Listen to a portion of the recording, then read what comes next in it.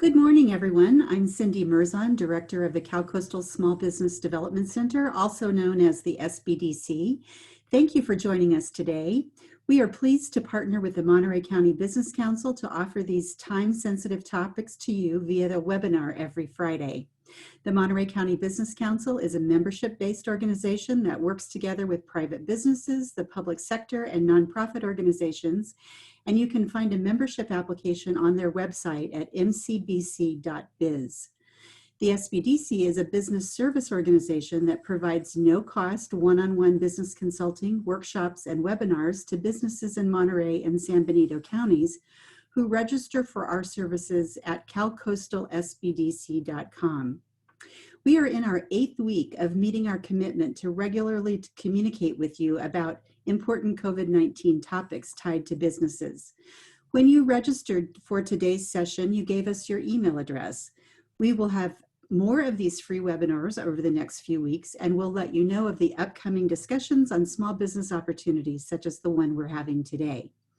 I do want to thank our partners, again, the Monterey County Business Council, the SBDC team, the City of Salinas, the County of Monterey, the U.S. Small Business Administration, and the California Governor's Office of Business and Economic Development. Additionally, I want to give a big shout out to Luis Alvarez of Alvarez Technology Group. Luis and his team are over there producing the webinar today for us and trying to keep us out of trouble. I want to encourage you to ask as many questions as you want today. There's a chat feature on the right side of your screen where you can ask questions.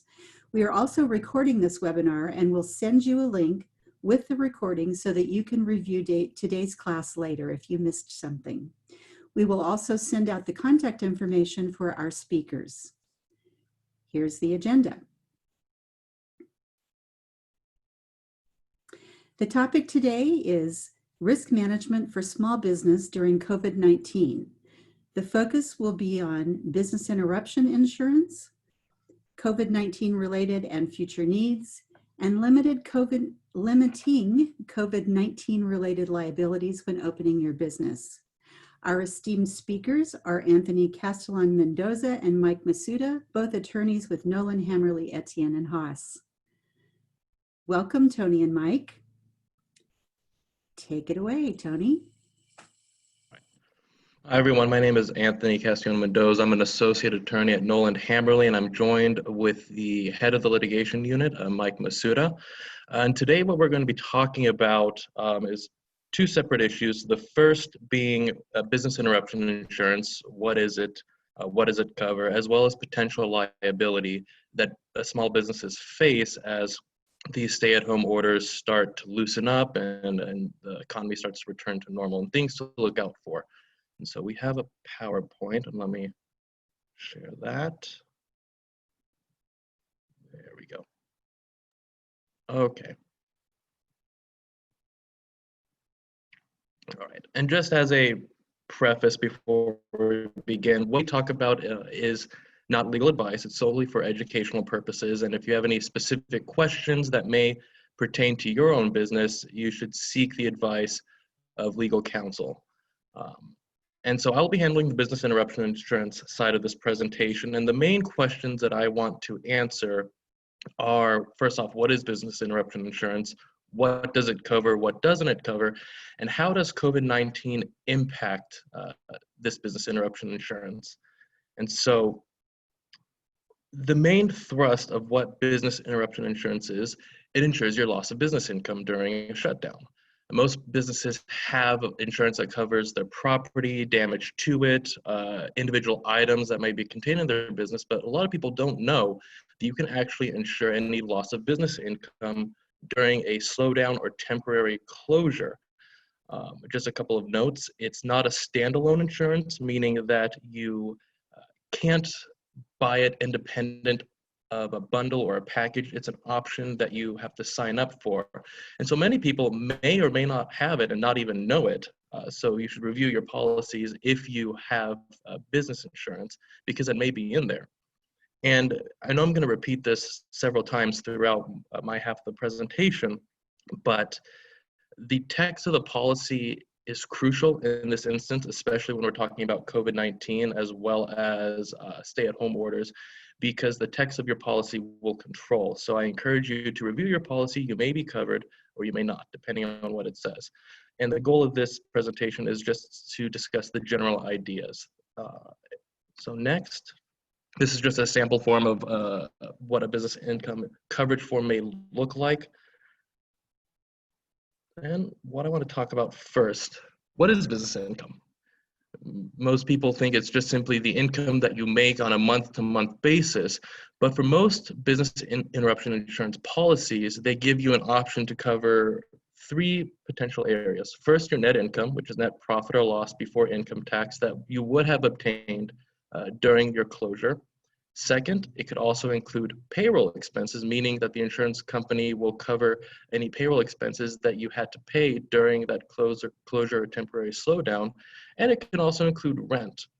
And so for the first point as to net income, if you have business interruption insurance or you're thinking about obtaining it, one thing that you have to keep in mind is if you file a claim, they're going to want to see receipts. They're going to want to see records of how much money you've been making for the past several months or the past year, so they can determine how much money you would have, how much income you would have obtained during that closure.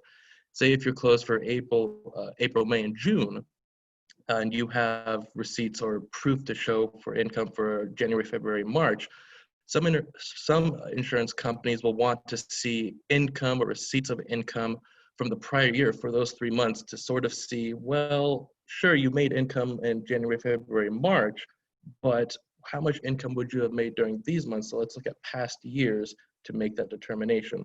So it's very important that if you're thinking about getting this type of insurance, or if you have it, to maintain those sorts of records going forward. Also same for payroll expenses and rent, just keeping track of records. That's the key here. Okay. So I have pasted on this slideshow 3 areas which business interruption insurance applies. The first being civil authority, and we're going to talk about that later.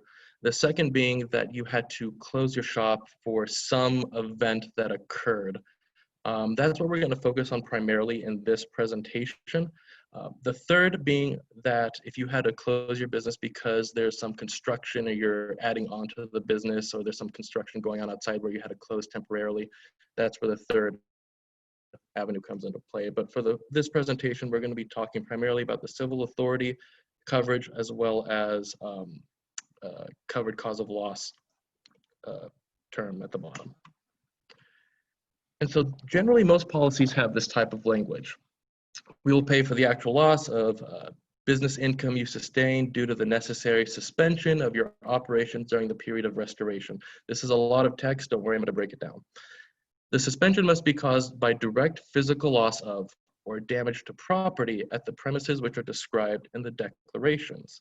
The loss or damage must be caused by or result from a covered cause of loss. Now, that's a lot of text, and I know, but essentially, what we can break that down to are there are 4 things that you have to show in order to file a claim and receive coverage under business interruption insurance. The first being, obviously, a loss of business income. If you didn't suffer any loss of business income, there's nothing to claim. The second you have to show is that you lost that business income because of a suspension of business operations. And note at the bottom, as I say, suspension can mean a slowdown or temporary closure. Again, it depends on what your policy says, but most policies also include slowdown. The last 2 points are what the rest of this presentation are going to focus on. Because of direct physical loss of or damage to property at the premises. And that loss of business income must be caused by a covered cause of loss. And so what I want to focus on, what does that mean first? What does covered cause of loss mean in a business interruption insurance context? And it's pretty straightforward. You're going to have a covered cause of loss form. There are 3 main forms, the CP 1010, and these are forms that you can look up online, and it'll list what has to happen, what event has to happen for you to be covered under this type of insurance.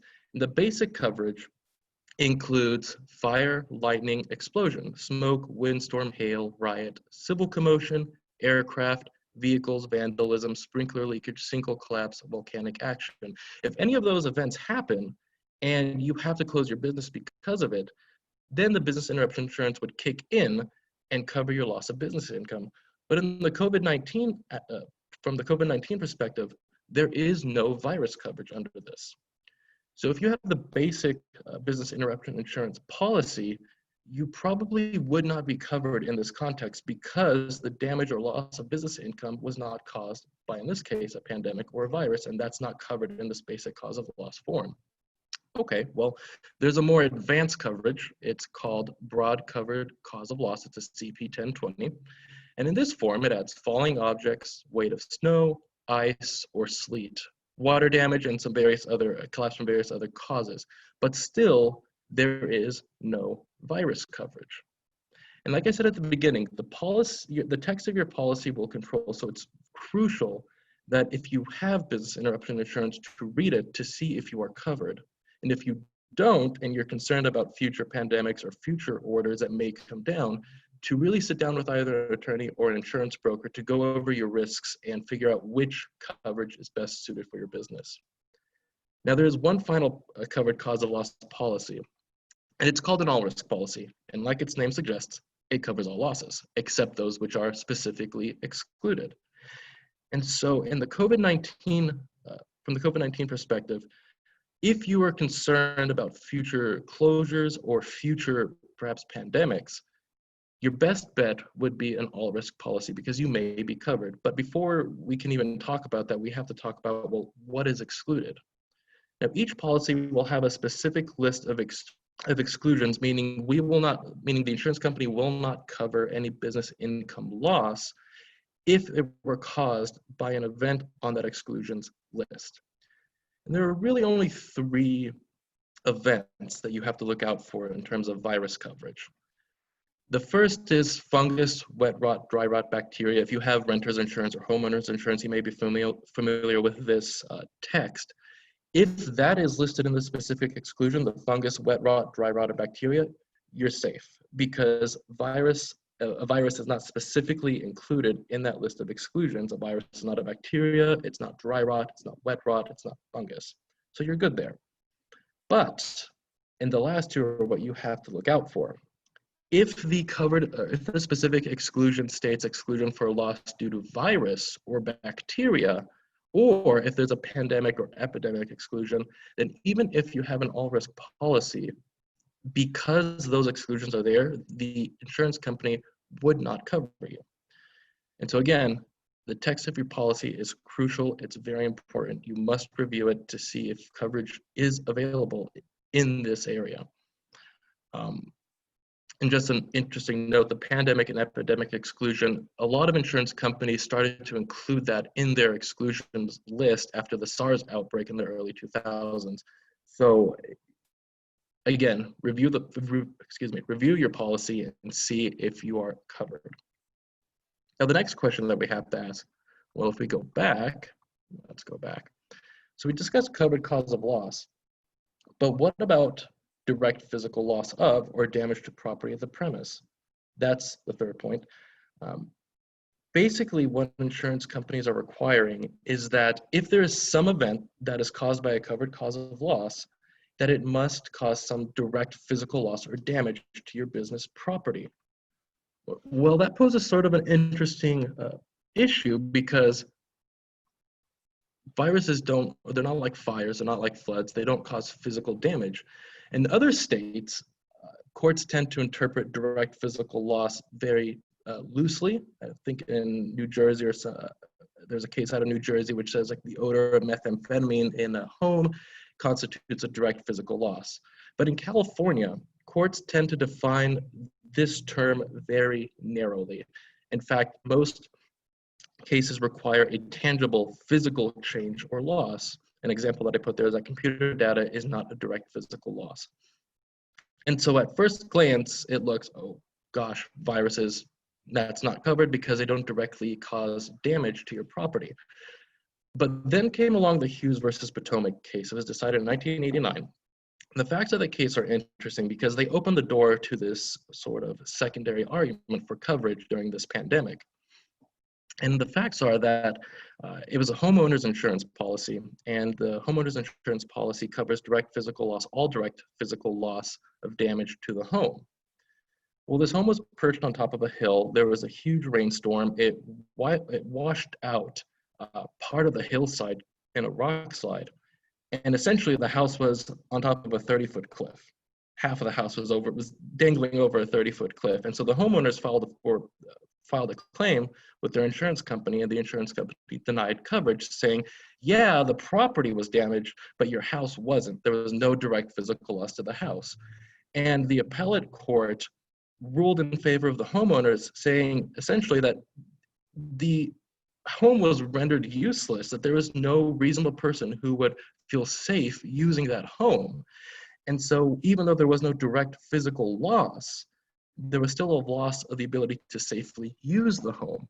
And so this sort of opened up this avenue of, okay, well, perhaps direct physical loss doesn't simply mean tangible damage, but could also mean the ability to safely use it.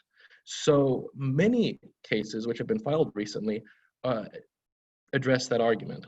They proceed with that argument by saying, okay, well, this virus, this pandemic, has made us close our business because we can no longer safely operate. The virus is very contagious. It has a high chance of getting people sick, and some segments of the population extremely sick. So we've lost the ability to safely use our business.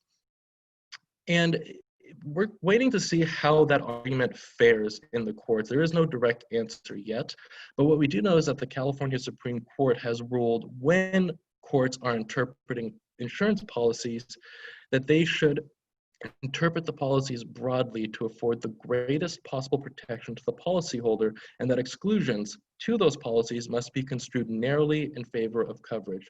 So there is this policy in the court system to interpret insurance policies in your favor if they are vague, if they are general. So that is good news going forward from here. And before I turn it over to Mr. Masuda, there's one more conversation that we have to have regarding civil authority. If you remember back to the beginning, there are three main areas of coverage, first being civil authority. Now, some attorneys who are filing these cases against insurance companies are claiming that this clause would cover the closure of certain businesses. They're basically arguing by saying that, oh no, we didn't close because of the pandemic. We closed because we were required to by these stay-at-home orders. And if you look at the text, and this is just a sample, each civil authority text in every individual policy varies, but the essence of it is, if you have to close your doors because some civil authority prohibits access to your business, meaning the government closes your business, then your business income may be covered. And in that paragraph, we will pay for actual business loss of business income you sustain caused by action of civil authority that prohibits access to the described premises due, and stop there. Because everything past that point varies greatly from policy to policy. In this example, the civil authority requires direct physical loss or damage to the property, and we have to go back around and around in circles in that prior argument. But some policies don't require direct physical loss under civil authority. Some say that simply a civil authority closing your business is sufficient in and of itself. Others don't. I think in more recent examples, the Northern California fires, for example, in the past couple of years where they had to evacuate entire towns and close businesses, that's where this specific clause in the policy came into play as in a more recent example. Again, we're still waiting to see how the courts will come down on this issue of direct physical loss or damage to property. But what we do know is that the courts tend to interpret insurance policies very liberally in favor of coverage. So even if you don't have business interruption insurance, you should look into getting it to see and sit down with an insurance broker to discuss what risks your businesses face if you're afraid of potential future closures, or if you're not particularly scared about the pandemic but just want to insure your business income loss, you should sit down and talk with an insurance broker or an attorney to go over those risks. And if you do have business interruption insurance, look at your policy. You may be covered, you may have been covered during the shutdown, and look at the text of the policy. And so with that, I will turn the presentation over to Mr. Masuda. Morning, and Anthony, if you put up the first slide. My name's Mike Masuda, and there's an old Chinese proverb that says, may you live in interesting times. I'm not sure if that's a proverb or a curse, but what I want to talk about briefly is how do we manage risk in these interesting times? Now, all of you are experienced in managing risk. You do it every day in your businesses and operations. But we're facing unique risks now that none of us have ever experienced. And there's an old saying that when you manage risk, you should control what you can and be aware of what you cannot control. So let me give you a little vignette of what could happen. One of your employees comes to you and says, I've just tested positive. There's a cascade of issues that can arise from that one incident. Is this employee entitled to workers' compensation? Have you complied with all the Cal-OSHA safety rules? Do you need to quarantine? Do you need to shut down your business? Have any of your customers or clients may have been exposed? Are you able to perform all your contractual obligations if this person has to be sent home? And have you complied with all the government regulations? All from one little statement, I've tested positive. Next slide, Tony. There has been a wave of litigation that has just started, COVID-19 litigation. There was a suit against a manufacturer of hand sanitizer for misrepresentation, saying that it was didn't sanitize as much as it said. They said there's many price gouging cases. Airlines, ticket companies, StubHub have all been sued for refunds because of the cancellation. That's just the tip of the iceberg. So COVID-19 litigation is going to come upon us. And as I always tell my clients, when they're faced with the risk of a legal claim, the first question is, do you have insurance? And insurance is an integral part of your risk management strategy. Next slide, Tony. This is the very first question. Are you covered? Because that is, if you're not covered, it's just as if you didn't have insurance. And there's many, many types of coverages, but there's one type that you don't want. Tony, then next one, please. The BBC would like to apologize for the following. Tony.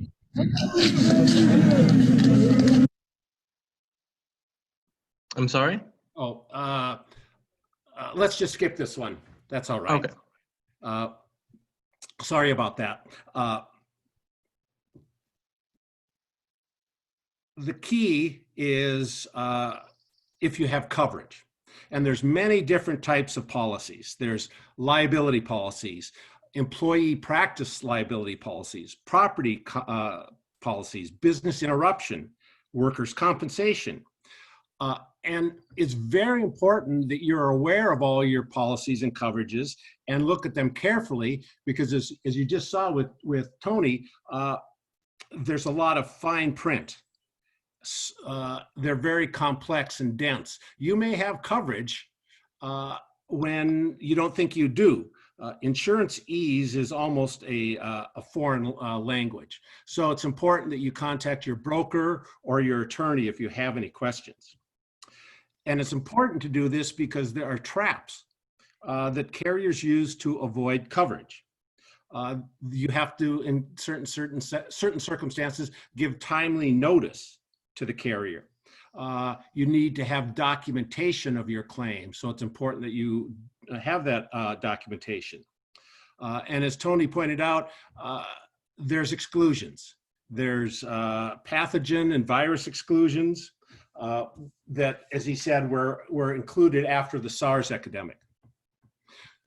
So we talked about controlling what you can and to be aware of what you can't. So let's talk about some of the possible legal risks that are now coming forward, but are more unique to this claim. The first one is employment. Workers' compensation. In California, the governor has issued an executive order that if any of your workers come down with the virus, there's a legal presumption that they got it from work and it's a workers' compensation injury. And just compare that when someone in the past would get the flu, no one would really think that's a workers' compensation injury. They got it at home or from a relative, but now it's presumed that you got it from work and it's going to be compensated under workers' comp, which will obviously affect everyone's rates.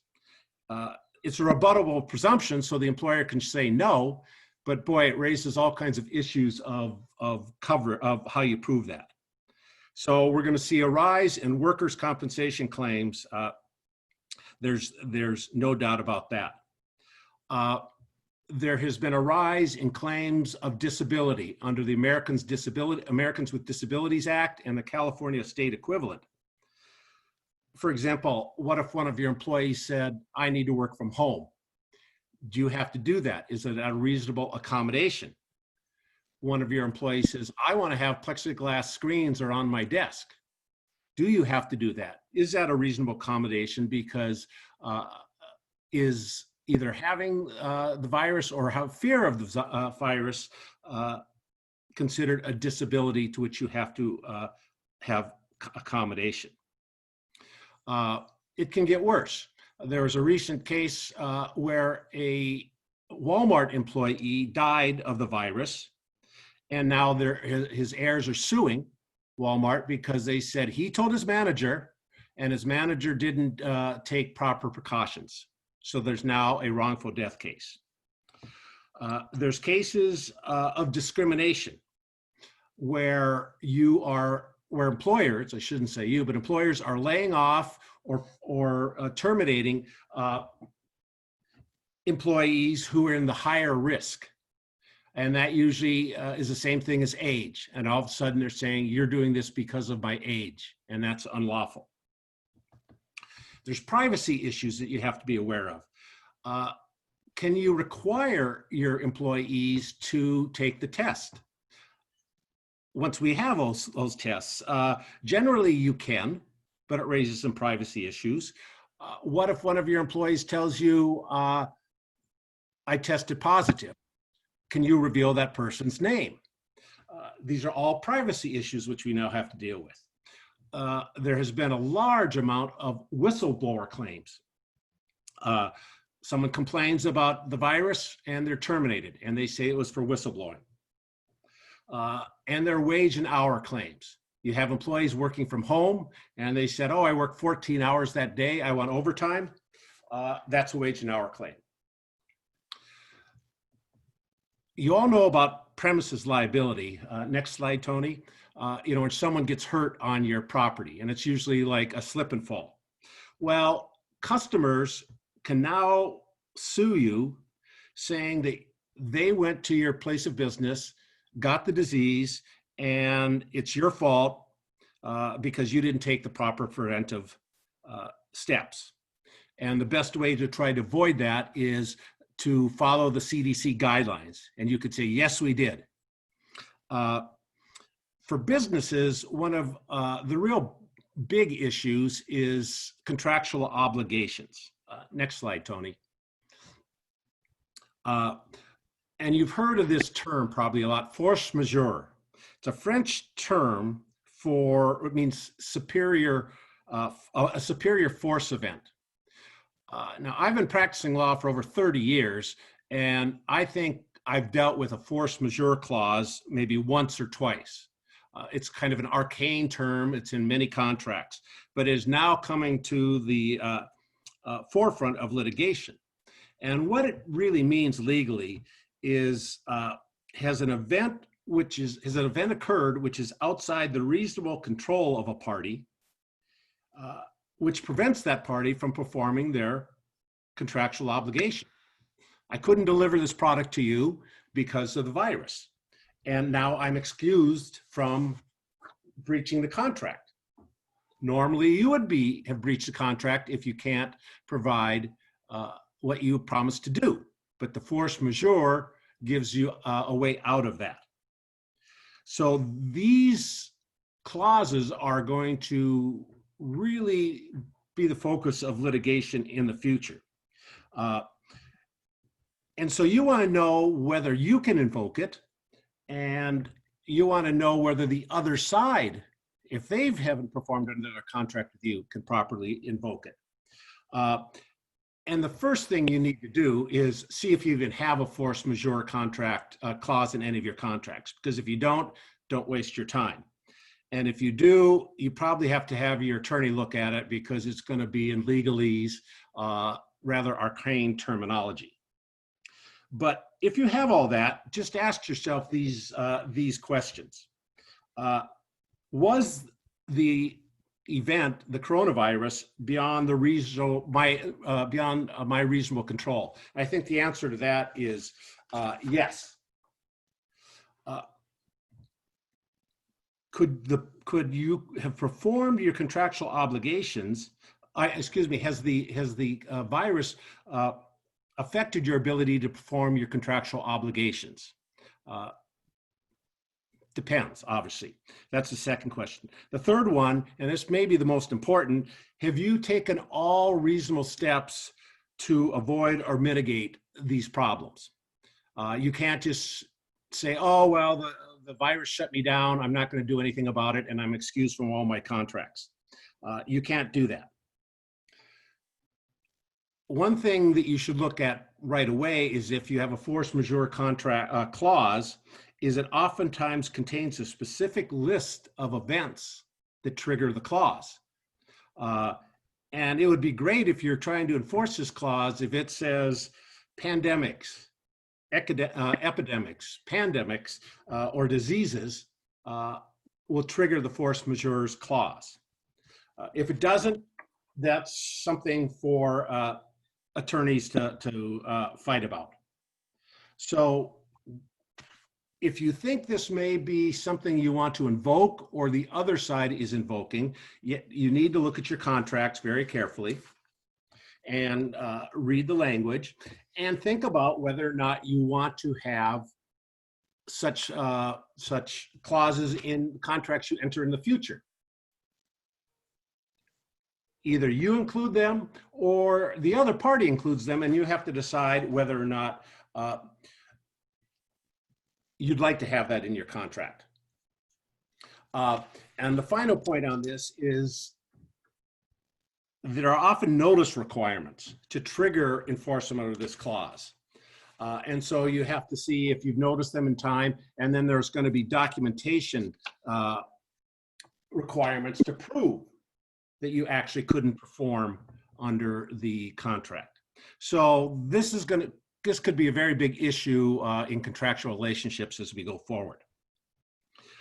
Another issue, and Tony, next slide, please, is phishing and data security.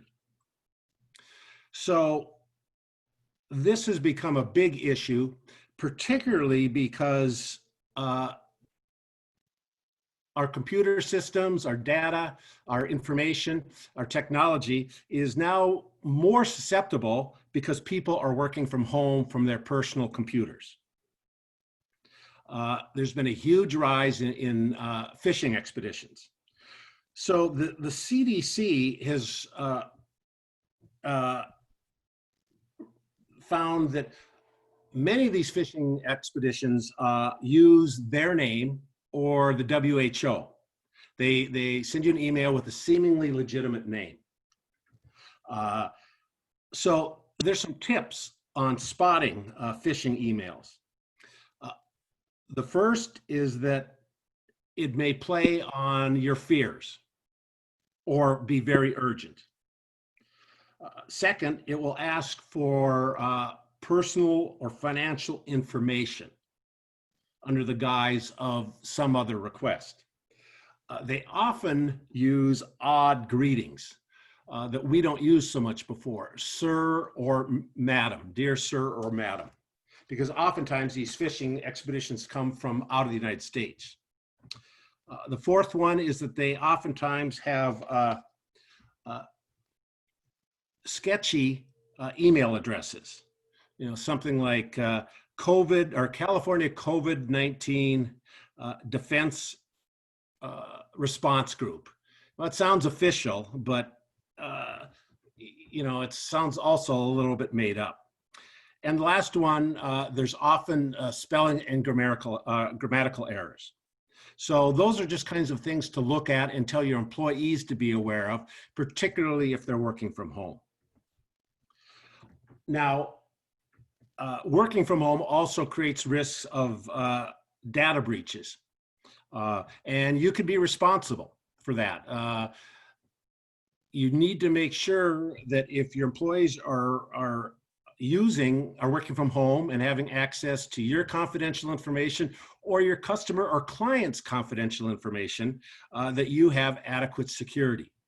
Our firm, many of the attorneys and other people are working from home, and we had to take very significant steps to ensure that the information on our computers that are going back and forth from everybody's home, probably 20 or 30 people are working remotely, was all encrypted and couldn't be hacked because we're using our clients' confidential information.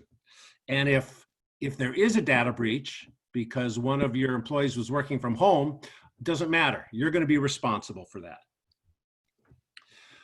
Here's a little interesting, well, legally we find it interesting tidbit, is on your property insurance. You have property insurance that protects you from being, fires and things like that.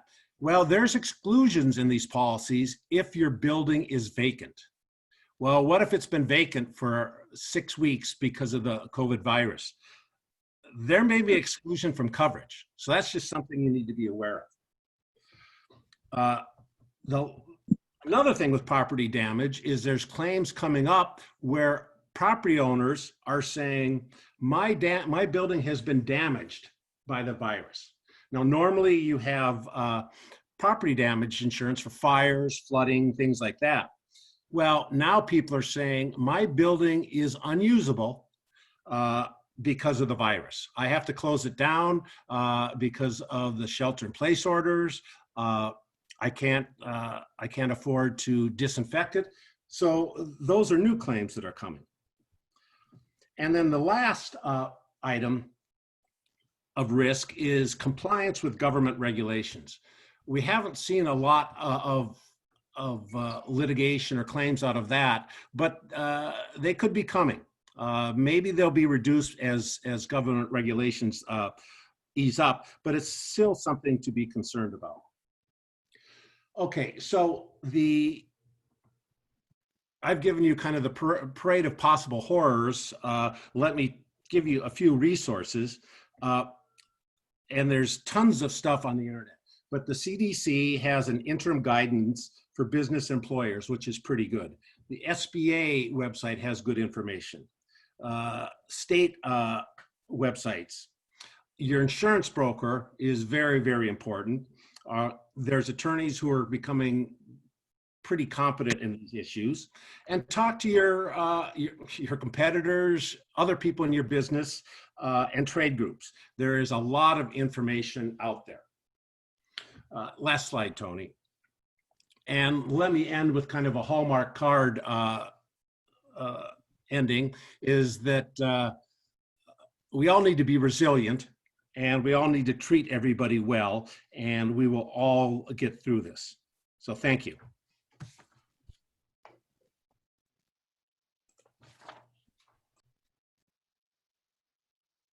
Thank you, Mike and Tony. We are now open for questions and answers. We have a couple that have come in that have been answered directly, and we have a couple that are pending that we'll read to have you all answer now, Mike and Tony. And if you in the audience have questions you'd like to have them answered, please put them in the Q&A box down below. So the first question is from Marianne, and it is business covered if staff and client signs a waiver to enter your business for service? This is Mike. I can take that. It certainly would help. It all depends upon what the waiver is, what the language is. But as we say as attorneys, every question leads to another question. You have a waiver like that. Could it be construed to not provide reasonable accommodation to your customers who are disabled or your employees with a disability? Does it discriminate against people of a certain age because they're more likely to have these problems? So I'm not aware of people doing that, and I don't think I would probably not advise my client to do that, except under certain circumstances where maybe the people are going into particular parts of your business or your operation. So that would be one that I would certainly talk to your attorney about, and it might work. It might also turn off your customers and clients. Thanks, Mike. The next question we have is from Diane, and she's asking, can you ask your employee to take their temperature daily? This is Mike again. Yes, you can. In fact, you can take their temperature at work, and you can do it daily or more often. You certainly can do that. The question is, what do you do if they have a certain temperature? You have to figure out what your protocol is after that. But I've seen no issues with taking temperature of employees. Thank you, Mike. The next question is from Tom, and he's asking or stating, there appears to be several sources of guidelines, federal, state, and local. Which one or ones should take priority? This is Mike again. Tough question. It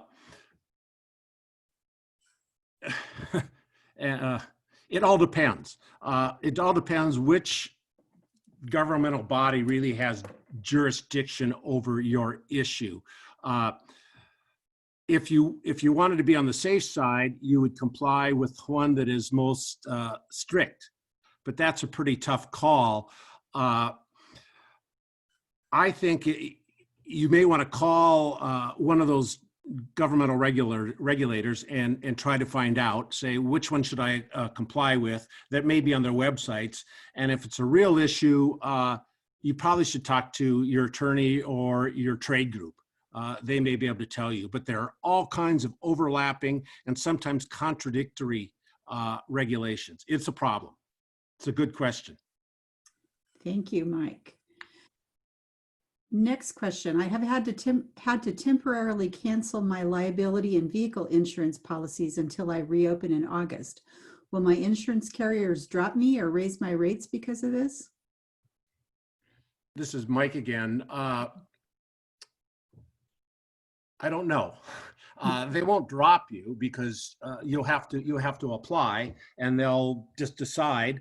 I don't think they will. Your rates may be higher simply because insurance companies are facing massive claims. So I think you'll be able to get insurance, and it may be higher, even though it has no bearing on, the underwriters would have no issues with you creating a liability risk. But if you're trying to get some coverage that may cover claims for or virus-related claims, your premiums will go up. But I haven't heard anything about premiums for, say, auto or vehicle coverage going up, other than everyone predicts all premiums for insurance companies will go up. Okay, thank you. This is from an anonymous, this is from a gym in Monterey. Can staff refuse hours from home being offered? This is Mike again. I guess the question is, can you require someone to work at home? I believe you can. It all depends on specifically what their job is, but I believe under these circumstances, you could require them to do it, and you can set their work hours again. So if that was the question, I believe you can. Okay. This is an anonymous question. Our office is in a building that also hosts many other tenants. What is the landlord's responsibility to tenants and guests entering into the building? Signs or guidelines for all tenants to follow? Or is it a responsibility of each individual tenant? This is Mike again. It depends on what the lease says, and usually leases are more pro-landlord, and it puts these responsibilities on the tenants. But you'll have common areas where the landlord is responsible, maybe a lobby that everybody uses. And so I would generally say the tenant will be responsible, but under these unique times, no, the leases and the insurance policies may not really have clear application here. So we don't know, but generally I would say it's the tenant, but the tenant and the landlord should work together, because if there's a problem, both of them are going to get sued. Excellent advice. The next question, what if you have independent contractors? How are they covered as opposed to an employee and the business is covered? Well, this is Mike again. As maybe you know, as you've been following the news with Uber and Lyft, in California, who is an independent contractor and who is an employee is probably the hottest legal issue there is, and it has not been decided. But if someone is an independent contractor, you don't have any obligations to them as an employer. Your obligations to them and them to you are set forth in any contract you have. Now, having said that, if you have an independent contractor working on your premises and those premises are dangerous, and this person gets hurt or say contracts the virus, they may have a claim against you. But that's why people have independent contractors. They want to avoid having liability to them as an employer, workers' compensation, wage and hour, things like that. So how I always tell people to view independent contractors are just like a plumber coming to your house to fix your pipe. They're an independent contractor. You owe them the obligation that your house is safe, but that's about it. Okay. Here's one. I have a landscaping company and I was subcontracted by a company, and he's mentioned the company, which I won't. They are responsible for maintenance of commercial establishments throughout the country. During the shelter in place, I notified them that we could not go out to do landscaping maintenance for the 9 banks that I was doing. They just took my job and looked for someone else. This has affected my business a lot. Is there anything I can do? Tony, do you want to take a stab at that one? Sure. So in terms of employment, it would depend on what sort of, if you have business interruption insurance or if there's any sort of insurance that may have covered your loss during the interim period. It also sounds like this is a contractual relationship, that perhaps they're contracted. Yeah, they're subcontracted by a company. So they're saying they can't meet their end of the subcontract because of the shelter in place. And that the main contractor has taken the work away from them and given it to somebody else. And so this is where the terms of the contract would come into play, what Mike was talking about, the force majeure clause. If there's any sort of way that the company could have gotten out of the contract, or if they were justified in not performing their end of the contract, it would really come down to the language. And so you should have a lawyer review that contract to see if there are any potential claims that you might have against the company. And this is Mike. As a practical matter, these types of claims are difficult to make, and especially if you're going up against a large, national company. My advice, things like this are usually just see if you can work something back out with them. As I often tell my clients, litigation is not a profit, usually not a profit generator for anyone other than the attorneys. So making a claim like that, I think, would be difficult, not impossible. Depends on why they terminated you.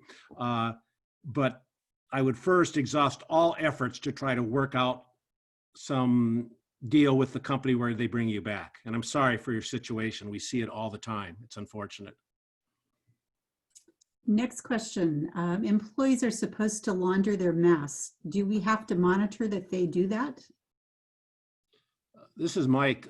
That's a very interesting question, and I hate to say is going to generate a litigation about who has to launder and who doesn't. I think an employer can require that.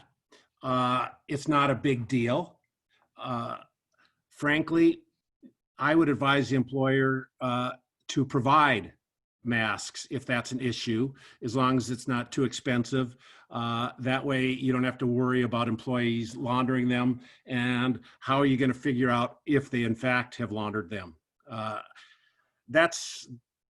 I would say you're better off providing. It may cost you some money, but you're better off providing them their own masks yourselves than requiring them to launder them. Another question. Can you add some COVID issues to a regular hold harmless agreement, or do you need special wording? Good. This is Mike again. That's a very good question. You would need special wording, I think, but you could add it to any hold harmless or indemnification clause in a contract.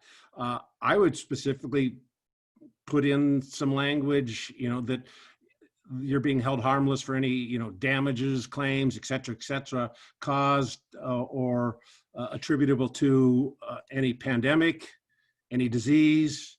And here's where you get to the lawyer language, including but not limited to the novel coronavirus, et cetera. If you want that in an agreement, a hold harmless agreement, I would put it in very specifically so there's no argument later on whether it's covered or not. And if you don't want it in there, take it out. Okay, thanks, Mike. Is it okay to require certain employees to work from home, but allow others whose duties require them to be at the office to return to the office? This is Mike again. The reason why I'm answering this is I've had to deal with these issues a lot, including at our own firm. We had to make the decision of which employees were essential and which were not, and which could do the work from home and which couldn't. I think you're perfectly fine in telling employees, you need to work from home, and telling other employees, come to work. You can't do your job from home. And if they say, no, I'm afraid, I don't want to, you may want to try to accommodate them just as a matter of being a good employer. But as long as your workplace is following the CDC guidelines to be safe, you can require that employee to come to work. As long as they're not, sick or something like that. And then they have to make the decision what they want to do. Okay. Another question. Is there any legal liability if a customer states he or she contracted COVID-19 at your place of business? This is Mike again. It could be. The problem is, how do you prove that? And that's why in the workers' compensation case, the governor realized that's going to be virtually impossible. So they said, we're just going to presume that you got it at work. If a customer comes in and says, I got it from you, certainly, and they want to do something about it, I would certainly call your lawyer and maybe your insurance broker. But just having someone say that isn't enough. They'd have to say, have to have evidence of it. One of your employees who's tested positive, came up and gave me a kiss. So, that's an exaggeration, but they'd have to prove that they got it from you. And that's going to be very, very hard. Okay. So we don't have any more questions except for where do you post webinars on your website? I can't find past recordings on the website, and are they only available to members? No, the recordings will be sent to you, so you'll have a link to the recording to the events that you've attended, and the past recordings are available on the SBDC website, but they're also, if you go to Monterey County Business Council's YouTube channel, you'll see all of the past recordings there as well. Question was, will the answers given be included in the mailing you do from this webinar? You will have access to the recording, which will have the questions and answers that were given. So that will be your way to access. We're not recording them, and we're not going to record and print them and send them to you. An employee wants to return to, here's another one for you, Mike, I think. An employee wants to return to work when it's safe. She has health issues which were not disclosed when she was hired only 3 or 4 weeks before. What do I do? I guess the first question is, what do we all mean by safe? No one really knows. If this person, in fact, has some conditions that makes he or she more susceptible, that may be an issue that you have to accommodate her or he for that. So I think here's where you have to get in the weeds. You have to really find out what the issue is. You may need to get some doctor's order or a report for her saying this is, or he, what this person can or cannot do or be exposed to or not exposed to, and figure out if there's some way you can accommodate her or he. And if you just simply can't, you don't have an obligation to fix everything. So it really depends on all the information of exactly what the problem is. And if she just says, I can't come to work at all, you need to know why, and there needs to be some sort of medical evidence to support that, like any other return to work issue, frankly. Okay. Thank you. The questions are starting to come back in again. We could take a few more. We've set up it to go until 11. Is there anything I can do to prevent an employee from claiming remote work as a reasonable accommodation after the COVID-19 situation ends? This is Mike again. I don't think so. They could ask, but all employees can ask to work at home, and you can say yes or no. And if there's no reason caused by the COVID-19 why this person can't come to work at home, at work, I think you can say no. There's no reason why you can't come to work. I may let you do it, but I don't have to. You treat it as any other disability. Does this person have a disability, and is it a reasonable accommodation to let them work from home? It's the same question. Okay. If someone comes up testing positive, staff or participants, I'm sure they probably mean customers, what are our legal requirements? Notify everyone who came into contact, but do we all have to shelter in place due to exposure? Oh, this is from a camp that will be operating this summer. This is Mike again. Well, I hope you're operating this summer. I think you have to follow the CDC guidelines on those situations. If you have someone that you know has tested positive, I think you then have to follow those guidelines of what you do. It's, you know, who's been exposed to this, and you very well may have to quarantine people. So there's kind of two issues here. One, what are your obligations under the CDC guidelines and rules? And then what are your legal obligations? And your legal obligations are really to do what you need to do to protect your other employees. And that may be telling them, hey, have you been exposed? You've got to be quarantined you can't come to work for 14 days. That's a little bit of difficult issue, and I would certainly check with the CDC and probably with your employment attorney, because these are unique issues which we don't have standard answers for. All right. We have hit 11 o'clock.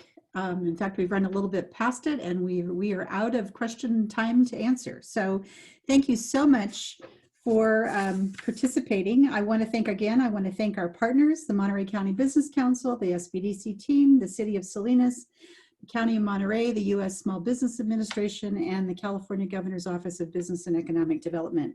And again, many thanks to Luis Alvarez of Alvarez Technology Group and the team over there that produced the webinar today. Just as a final reminder, we recorded this webinar and we'll send you a link to the recording so you can review today's class, and we will also send out the contact information for the speakers today. Thank you so much for joining us, and we hope you have a fantastic weekend. Goodbye, everyone.